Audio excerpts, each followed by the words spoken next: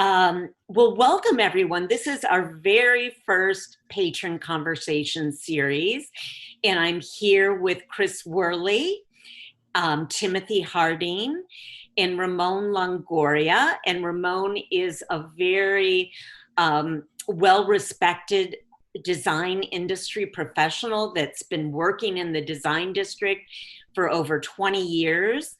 I'm admitting people as we talk.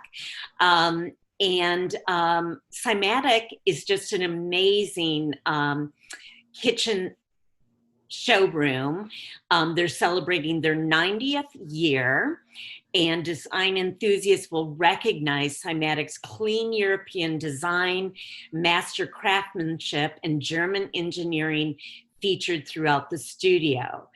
SieMatic is open to the trade and to design-savvy consumers, and the Dallas showroom is the first U.S. location in the company's global redesign, highlighting several lifestyle and luxury brand atmospheres. SieMatic designers can create custom luxury kitchens based on their own needs or their clients' unique preferences and layout. And this is probably best exemplified in your brand room, right, Ramon? Yes, hi, Terry. I am walking to our brand room as we speak. Thank you for hosting us. I'm very happy to. This is our brand room where we can show our clients all the endless possibilities for organization in our luxury kitchen atmospheres. We have lots of options for every kitchen you'd ever want to design. And we also have incredible finishes that you can select from. And most importantly, we also provide these fabulous renderings so clients can see what their actual finished product is going to look like, which I think is really wonderful. That is. And I know you have some wonderful different materials and veneers that can... I'm walking you to one of our beautiful kitchen atmospheres, which is a classic look. We're marrying several different materials. And then I will walk you to another atmosphere that is very dramatic, handleless. Oh yes, will you show the handleless? And it's also, the cabinets are worked by touch. Beautiful. We're open Monday through Friday, 9 to 5, by appointment. By appointment and with a mask, correct? Yes, correct, with a mask. Wonderful. Well, said, I'm going to direct the camera now to this fabulous painting. Wonderful. Thank you so much, Ramon. And I want to talk about Cris Worley, one of our beloved gallerists here in Dallas. She established her gallery in 2010. Congratulations on 10 years, Cris. Thank you very much. Thank you. Very happy to have you on the call.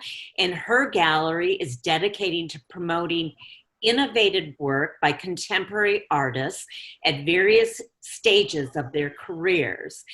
And I will say personally, Cris and her team offer an entirely friendly, non-intimidating gallery experience.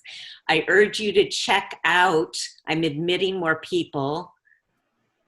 I'm not like a Zoom expert here, but we're trying. And I urge you to go visit Cris and her gallery team. Please wear a mask. I recommend making an appointment, correct, Cris? That's right. We're open by appointment. Wonderful. And I know you have a very cool exhibition going on right now. Can you tell us a little bit about it? Yes, absolutely. I will first say that I am in front of a fabulous Timothy Harding painting. And Timothy is obviously our featured artist for the call today. So I wanted to be sure to mention that when you're watching me, also take a look at this. It's wonderful. But we did open an exhibition last weekend. We are not currently hosting events in person for that, but it did open last weekend for Houston-based artist Patrick Turk. And I highly encourage you all to reach out to us via our website, our email, or by phone to make an appointment, because these works, as most works, really should be viewed in person. They are very experiential. They are dimensional collages. Patrick is actually taking his imagery from original source material, multiple copies, as many copies as he can get of any books, magazines, periodicals, paper materials of any kind, and cutting them up and using them in a dimensional collage. And when I say dimensional collage, they are truly coming off the wall in a way that is truly innovative. The title of the show is called Anthropocosmos, and it is based on a Confucianist idea of community, spirit, and nature are all deeply tied to each other, in a way very topical, but also something that is a theme that that Patrick has continued to kind of work through in his sort of pseudo-scientific standpoint. They are worth coming out for a visit. I highly recommend. And then in our viewing room, we have an ongoing installation of Brooklyn-based artist Lauren Clay, who completely took over the entire back room, almost in a chapel or temple-like feel. I mean, you're going to walk into a completely transformed space. But both of these exhibitions are viewable online on our website as well.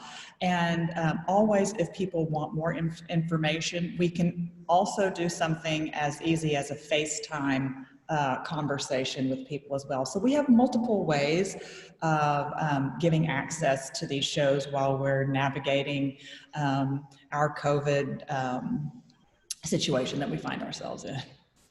Well, thank you so much, Cris. And I know Lauren's work was on view in the Dallas Art Fair's first virtual online viewing room. And I really enjoyed seeing her work, and I need to come see that before it's removed.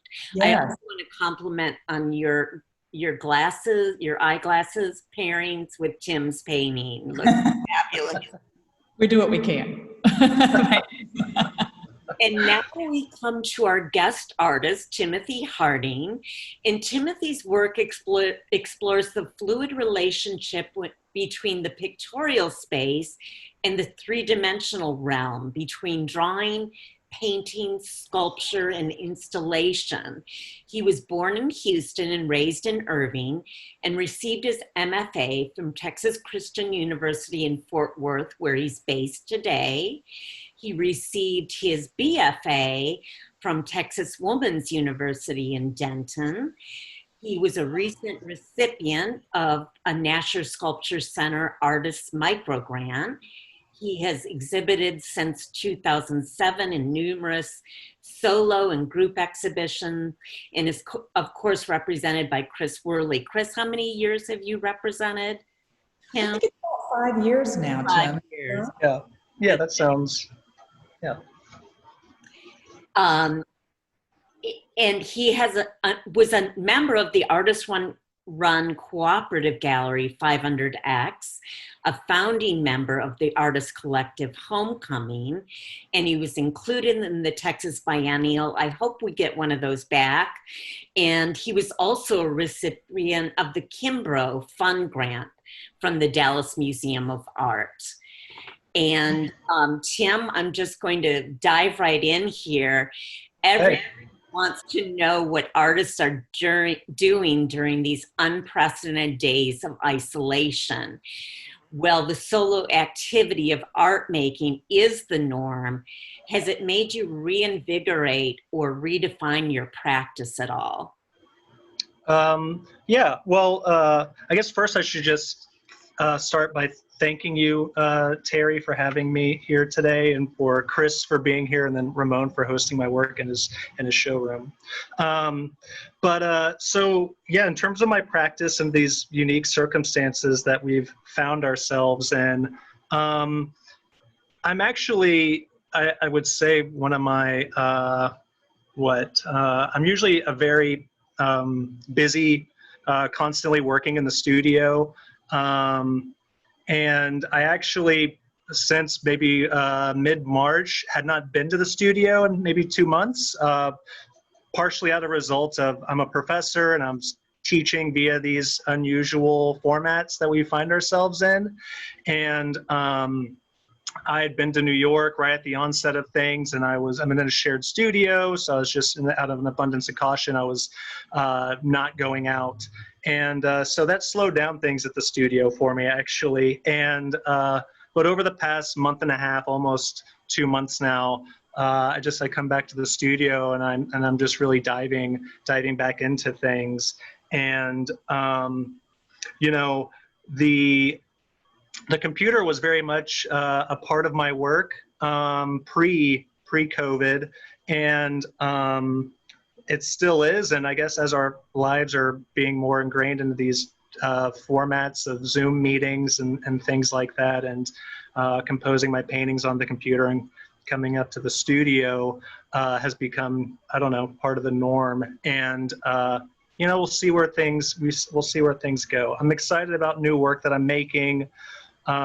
This painting over my shoulder here was the last thing I completed back in February, and just playing catch up with that body of work to see where we can move things to.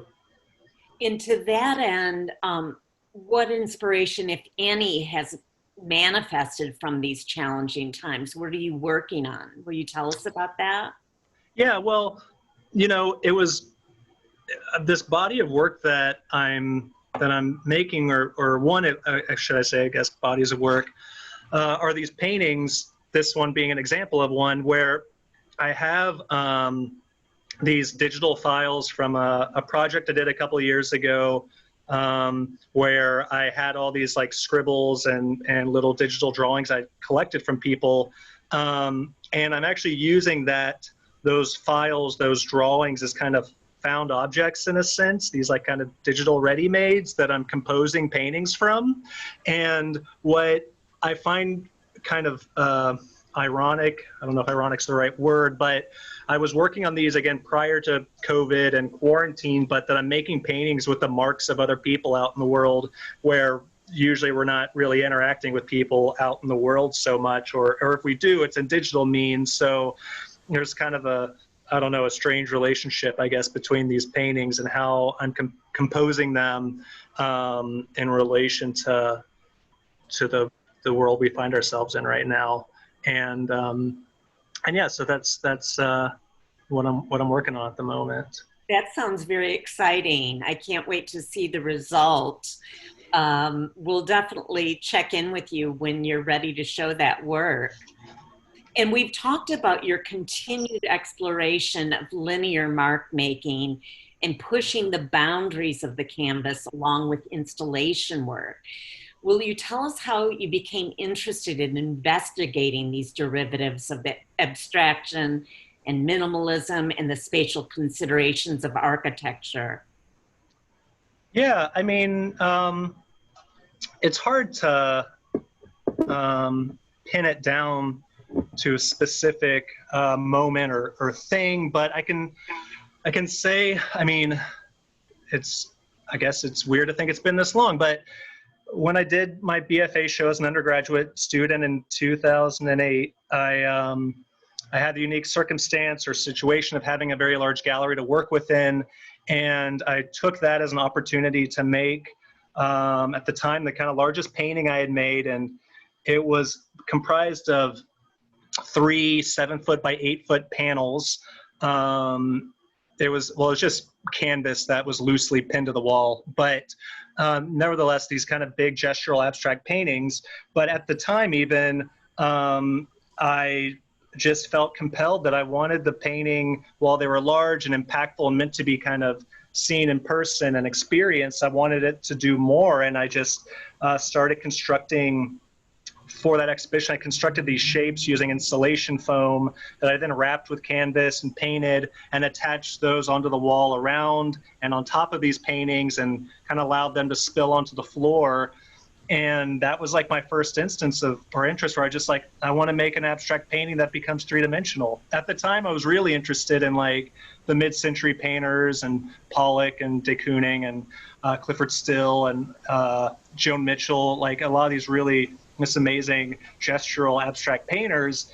And then again, that's when it just kind of turned into this kind of more sculptural installation-based practice. And then Tim, when was that exactly? 2008. Okay. Yeah, that's when I graduated with my BFA.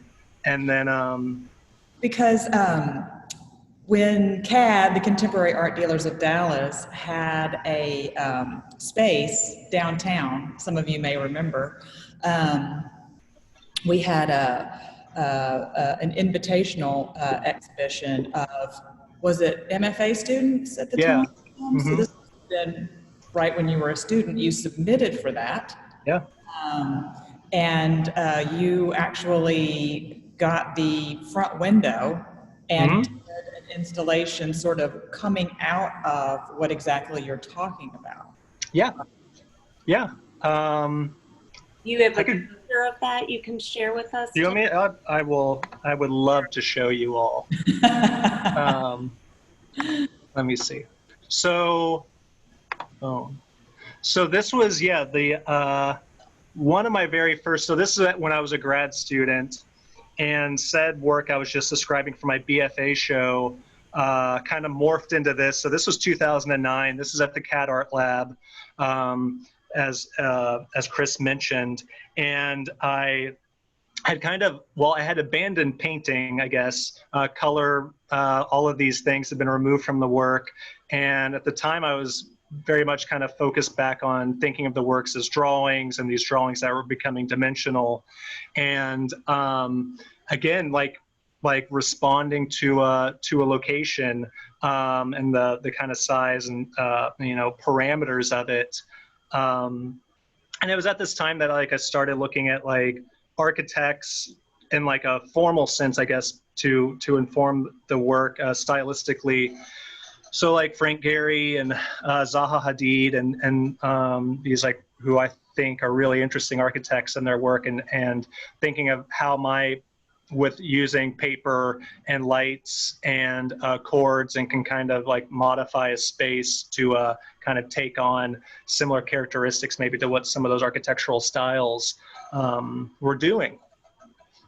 And this is the beginning of, again, what I'm still to this day finding new ways to kind of explore these interests are just ongoing in my practice. Well, I'd love to see some of our retailers work with you on one of these windows. It's fabulous. Yeah. I remember this. Yeah, it was a really I remember very clearly the experience of working in that space. It was like, as a graduate student, it was such a unique opportunity, right? To just be invited to like, yeah, here's this space in the gallery, do with it as you choose. And this is shortly after I got the grant from the Kimbrough Fund grant from the DMA, which I had used to purchase materials for my MFA show, which was like, just under a year, I guess, after this installation. And so I was like loading up on paper and all these things. And I remember going into the gallery with a giant roll of paper, and I just like, I think they may have already installed most of the show. Nevertheless, there weren't really people in there, and I just was able to just roll out all my paper like the length of said gallery, of said space, and was just cutting it up and stapling and doing all kinds of fun things. And it was a really, it was a great experience. Yeah. Oh, that's wonderful. Well, I want to talk about, in your practice, there's really no waste. You often repurpose your work or use the discards from your installation work for future paintings and or sculpture. Ramon, will you show us the small painting? Absolutely. Here we go. And Timothy, will you talk about this work and how it came about? Sure. Yeah. So I guess I can, well, share my screen for you guys again. But so that work in Ramon's showroom, it's part of a series of paintings. Where am I going? Walking and chewing bubblegum. Okay.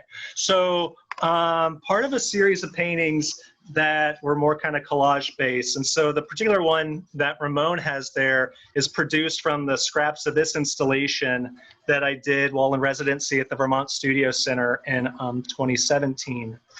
And when I did that residency, I went into it really pretty open-mindedly in terms of what I wanted to accomplish while I was there. And I was only there for 2 weeks, so it was a quicker stay, I guess. And so anyways, I was presented at the time with this, like, what was mostly a stark white, just empty studio, which was kind of frightening in the fact that, like, I'm in my studio right now and I'm surrounded by stuff, and I can always go and just kind of, it's easy to pick up things and grab projects in progress or find materials or whatever. There's a sense of things of being made. And anyways, I'm in the studio, there's no sign of any of that. And it's just like a blank white canvas, so to speak, staring at you. And so I started kind of taking these elements that I brought some scraps from my studio. So some of the things you see here are the discard, the happenstance things from other paintings. And I started composing this installation with them. And I went through kind of various formats of just kind of taking this stuff and seeing what I could do with it. And anyways, I get back to Texas or get back to Fort Worth, and I decided to take these materials and turn them back into a painting, a record, I guess, of some sort. And that is what Ramon has hanging on his wall there. I was just going to show you guys did I already pass it? Oh, there it is. So that's the painting there. A different view of what Ramon has. Yeah, that's lovely. I love the different elements, and you can see after you've explained it how it came about, and that's really neat. I bet you often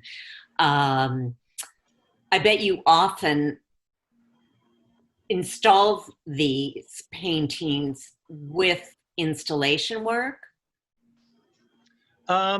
Yeah, so I mean, it's a constant element, I guess, of my practice is just like taking painting or drawing and making it into an installation. And then then I went back into just making what I thought was just paintings, and then I got to take the paintings as elements to be used in installations. So then the paintings themselves and the debris that gets used to make the paintings, I kind of put them all together into this space that kind of just plays this kind of ambiguity between these like singular objects, and then how they relate to one another and how they relate to the space that they're in, and then us people as they're in there interacting and looking at this stuff. I mean, it's very much, ironically, we're digitally talking about this stuff, but all the work that I make, this might sound silly or obvious, but it's like very much meant to be seen in person, and how one experiences said thing. And even the flat paintings, like what's hanging out right behind Cris, there's all kinds of, I try to put subtleties into the work that promote like it really being investigated and looked at, and yeah. I agree with you. Your work, well, it's beautiful here on screen. Seeing it in person is an entirely different experience, which leads me to the other two paintings at SieMatic. Ramon, will you come back online so we can see the other two paintings that are installed in your showroom? The blue painting, which it's beautiful here, but even more so in person. When I came into the showroom and saw this painting, you don't usually think of blue as a happy color, but the way the lines dance, the fine lines dance, it's a painting that really recharges you and makes you feel happy in my viewing eyes. Do you want to talk about that, Tim? I know that's a newer work too, isn't it? Yeah. I'm glad to hear it elicits that emotional response from you when you review it, Terry. But yeah, so that painting, part of the same series that's hanging out behind Cris as well, is when I guess that's the beginning of the work that I'm producing right now in the studio, and it's where I was using the computer to play with as a drawing tool, I guess, and digitally producing this work. And we haven't talked about my kind of crumpled up paintings yet. Yes, I'm getting there. But so this work though it was made right after that series, and whereas the crumpled paintings are these kind of sculptural things, these objects in space, I was exactly like what's behind Terry there, and I was interested though in playing or producing imagery that I wanted to be illusionistic, I guess, versus the kind of physicality of the crumpled works. And this was on the heels of I did a residency at the SieMatic project in New York. And there I'd made this small series of 7 paintings, and they were all kind of small little studies that were 19 by 10 inches or so. And again, just playing more with a different kind of complexity of imagery versus prior to that I've been working with grids and things that were meant to have a direct kind of conversation with this, the kind of crumpled support of the paintings. And so anyways, this is that work is kind of the beginning of my working in a digital sense. And some of the imagery I'll just say in those are actually made from me digitally tracing old crumpled paintings to make the kind of illusion of a crumpled gridded painting. And that's just another way of my work is constantly kind of going in these cycles where the old crumpled paintings then get traced and become a flat painting that exists in a different sense, and the paintings existing in multiple formats, I guess, out in the world. It's kind of for a second. I find that to be one thing that's really interesting about your work, Tim, and that is that you are, well, first of all, our last show was titled New Drawings, and there was not a drawing as we know a drawing per se in the show at all. It was all, acrylic on canvas painting. But you do play with the idea of what is a drawing, what is a painting, what is a sculpture. They all kind of tie together in the sculptural elements of the painting and the use of line in the painting and the source of drawing in them. But then also taking spatial considerations at play always.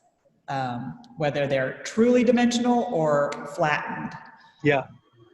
Ramon, can you show us the third painting, please, while we're talking about these? And that's part of the same series, right? Yes. Okay. Yeah. And I will say a little aside that just occurred to me. To be honest, one of the things that got me at the very, very beginning of this, kind of working on the computer and thinking about these possibilities a little bit differently, was the bag that I made, the Patron Dallas Art Fair bag. Honestly, was one of the earlier instances of me working digitally, and I think that the work itself started maybe no, it's less than years, maybe the summer after that, April or something. But really, that bag truly led to a lot of this stuff. Yeah, So and I love this bag. These flew out of the Dallas Art Fair, and that kind of leads me to my next thought here and question is Brandon Kennedy of the Dallas Art Fair was writing or has been writing our studio column, and you were one of the first artists that he wrote about, and he is the one that recommended that we use your work for the VIP bags at the Dallas Art Fair, and all that kind of coincided with the purchase of my fabulous painting behind me, this crumpled work, which in Brandon's article, he so eloquently described for Patron as marrying a fastidious and punchy hard edge abstraction with tablecloth pulling type of visual ploy. And I love that description because I can't think of a better way to describe this work, but I would love for you to talk about the work and the crumpled paintings. yeah, so those paintings too are like, so I'd been doing the installations, like the image I showed that was at the CAD Art Lab with the paper and the lights, and that body of work had been kind of holding my attention for a couple years, and started to I don't know, get antsy to try something new, to return to painting, which again at the time I hadn't made like a proper painting since I was an undergraduate student. And so I kind of set up this like problem for myself, and that was to like, how do I make a painting and have it relate to these things that I'd become interested in? And that's where I kind of arrived at this I guess system where I would make a painting stretched on a canvas as one normally does, and then you know, remove it from the frame that I painted on, make a frame that's X inches smaller in each dimension, force said painting to fit on said smaller frame, and that allows these distortions and physicality and crumples to occur simply as a result of the process of me transferring the painting. And I always like to tell people I'm not like consciously sculpting these things. Like I'm not really thinking about where is the crumple or a fold go here. It's more about like, I just got to make this thing fit on here, and then we'll see how it works, allowing the process to dictate the work. But it was very much just like, can I take the language of what I was doing in those installations, the kind of physical spatial considerations, and then make that back into like a singular object, if you will. And that's where those paintings came from. And will you continue with the crumpled paintings? Yeah, I have one actually I made just the other day right up there hanging out. But I do, yeah. I have a lot of different irons in the fire, I guess. And so I have, you know, flat paintings I've been making. Sometimes, you know, the flat paintings feel too flat, and I have to do something to them. And so sometimes I do the crumpled up ones. And yeah, so I do still like to crumple up paintings. And would you say that's kind of true for a lot of artists who work on a certain body of work and then they want to move on, Tim, and then you revisit what you were doing prior? I mean, maybe even 20, 40 years later, because you've gotten to a point now where something that you were trying to do earlier on clicks, something makes more sense. You can take that previous work to another level. Mm-hmm. I love watching artists do that, because I think that, you know, not only are you making a linear journey in your practice, but it's kind of linear, and then it goes back to revisit and revise, and then continue to grow, and then revisit and revise. I think a lot of artists do that in their work.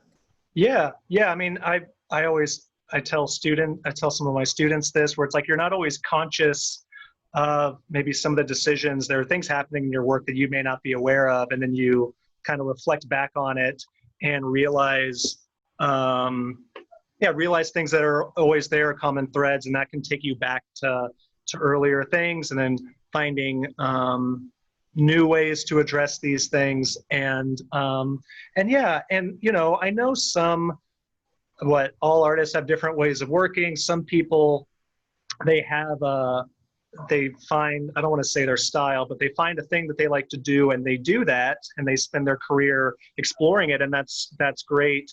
And then I get antsy, and then I have to kind of do something different. I have to create, and I like the process of problem solving, even though sometimes it's very frustrating when maybe I'm setting up problems for myself to solve, but constantly kind of finding new problems to solve, and then circling back around to work, and doing more than one thing to kind of hold my attention and make.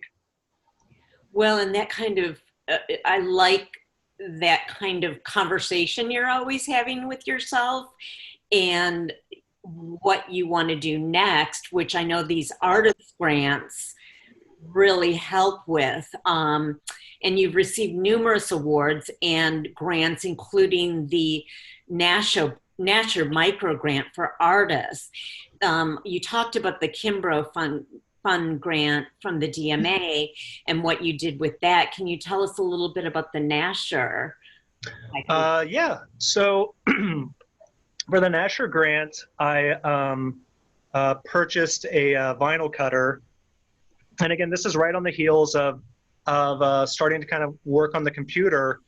And so I purchased a vinyl cutter, which allows me to basically design custom stencils in the computer on Adobe Illustrator, where I can take my drawings that I've been making there and recreate them very accurately with the use of this. And so my earlier crumpled paintings, like the one that's behind you, Terry, I would, compose those using tape and things like that. And I wanted the imagery to start to get more complex, and which is what actually led to the work flattening back out again. But the Nasher grant was used for the vinyl cutter, and it started off as just like making geometric imagery that at a certain regularity that was just a bit quicker than me doing it manually. And then that led me to working just more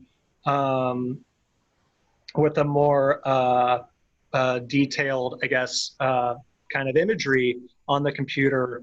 And I'll say though, that's why the work, some work kind of started to flatten back out again. When it came to the kind of crumpled paintings at the time, I wanted something, the really direct kind of conversation between this kind of immediate grid, recognizable, familiar imagery, and the crumple that was happening. And then as the paintings, imagery-wise, get more complex, the crumple and competes, I guess. And so it doesn't always feel quite right for the paintings to be crumpled up. And so that's when they kind of also flatten back out again, just for that, for the clarity of that. But yeah, so the vinyl cutter is the Nasher grant. Well, that was 2016, so it's been a little while now. But it was the Kimbrough grant from the DMA.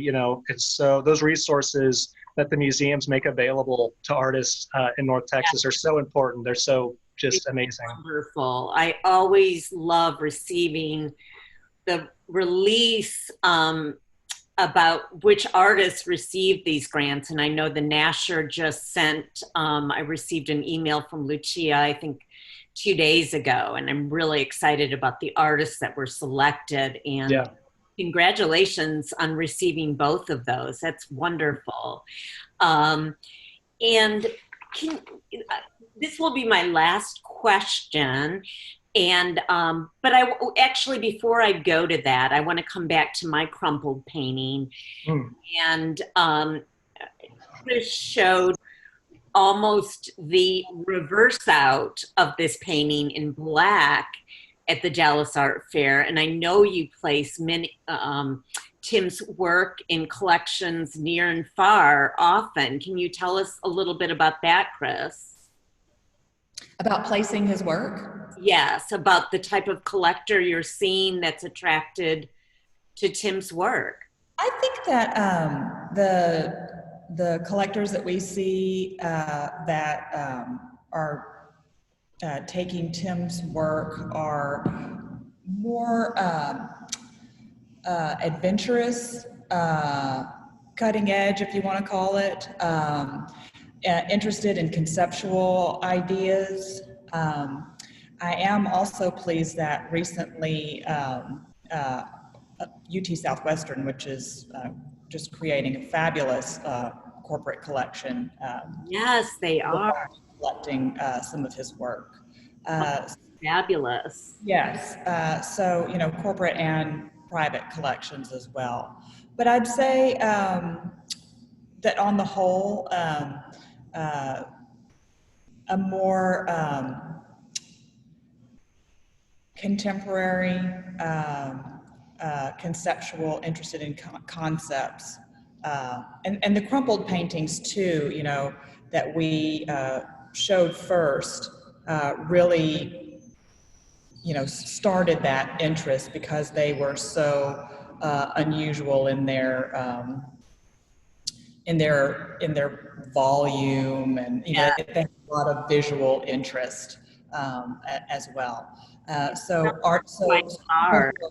people who are interested in those ideas, those notions of taking an idea and then subverting it, you know. So this is a grid painting, but it's completely crumpled in shambles and subverted in that way because it's no longer a clean box form.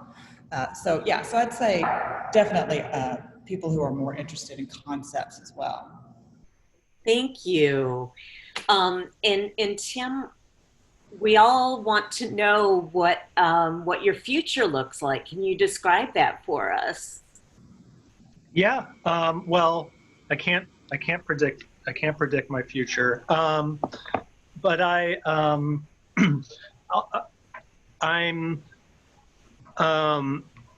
have a few different things happening at the studio right now. I'll say I'm gathering my thoughts here, but before COVID, my goal for this summer actually was to just sweat it out in Fort Worth in my unair-conditioned studio that I'm in right now. And the past couple of summers, I go to Vermont or New York or wherever, and the work, while the residencies are always a really wonderful experience, the work has to shrink down or parameters change. And I was excited to just be back here and not have any size constraints, though I guess other constraints have arisen because of the circumstance that we're in. But I was looking forward to being able to just be here and work through ideas. So, you know, I have the new painting series here over my shoulder that I'm working on. I have ideas of painting on plastic and transparent materials and playing with automotive paints, and may go nowhere, may go somewhere. We shall see. But you know, I've been telling myself, I tell myself a lot of things, but the work hopefully is weird. I want weird things to happen, and so that's my goal right now, is to just make it weird, and you know, we'll see how that manifests moving forward. I'm excited though about where things are going, and I really can feel starting to hit a stride here. And as temperatures increase here in the studio, hopefully work and things proceed accordingly.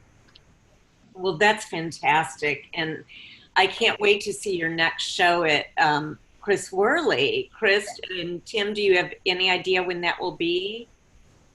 We'll see, you know, where this exploration goes, and then we'll be able to determine when to put him on the calendar. But right now, I think it's just awesome that he's taking this opportunity to just try new things. And, you know, we don't always have just a rigorous amount of time that we give artists to show. I think some Yeah. artists work more quickly than others. It depends on their material. It depends on whether or not they're also teaching or have other commitments as well. So I think, you know, what Tim and I will do is, you know, start to talk as things are going along in the studio, and then we'll be able to see how long it would take to put together a body of work. So Definitely stay tuned for that. Now, you do, obviously you have the painting behind you available unless you can't part with it. And do you have other examples of Tim's work in case our viewers would like to make an appointment to see them? Oh yeah, absolutely. We have quite a few works here in inventory, and one way that we work often with people is because they are in inventory and often wrapped up to protect them and things like that. It is always good to make an appointment, even if we're not by appointment, because we can pull works in advance. And one thing we do is we often send a list of works to collectors to then choose from, things that they want to see, and then we can have those pulled, and you can come in and rather than having to wait, you know, while we move about, they're just already there. So yes, we do have a nice body of work here. And I remember you did that for me when I was having a hard time choosing.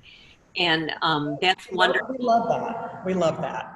And it was such an intimate experience, and you could take your time and really, you know, engage with each individual piece. So that was wonderful. And of course, again, we have 3 works of Tim's at the SieMatic Dallas showroom. And so you can call Ramon for an appointment to go see those and walk through this just exquisite showroom in Dallas. And I know we're all trying to support our local community. And I love the idea of doing a call with a local artist and a local gallerist and a local showroom. And I would love to see our viewers support the 3 of these, and keep supporting Patron. We need your support too.